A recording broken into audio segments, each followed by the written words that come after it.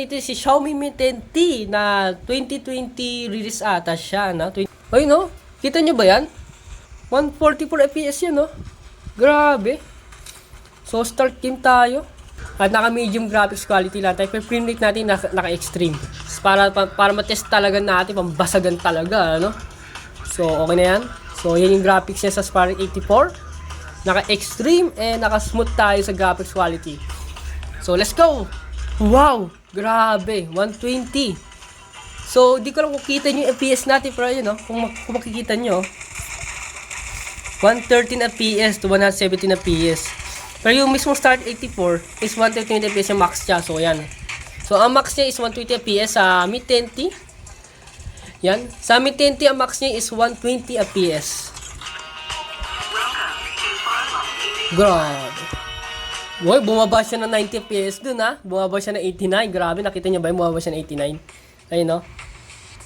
90, 89 bumaba siya. 120 FPS, oh. Solid. Idol, no? Wala pang kalaban to, ha? Kaya ganyan FPS niya. Pero tingnan natin mamaya kung mayroong kalaban na. Kung kaya niya ba niya i-maintain sa 180 FPS pag sa harap-harapan nilang kalaban.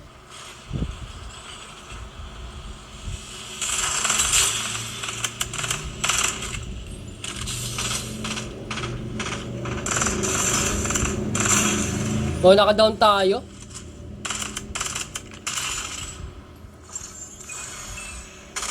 Uy, yun ito. Anong baril to?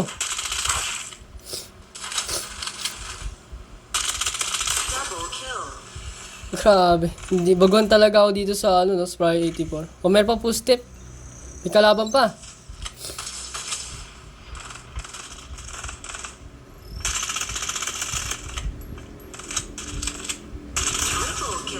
Triple kill, yan. Yun. Lolo yun.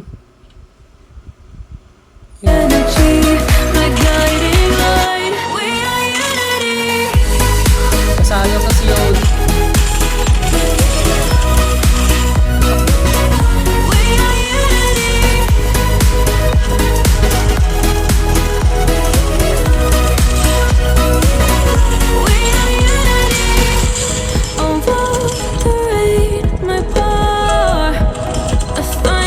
Starts to roar. The lion that wakes the wave, but through it we are brave. Everyone is lonely sometimes, but I would walk 1,000 miles to see you rise. You are not alone, we're family. Hold me, let's escape all this reality.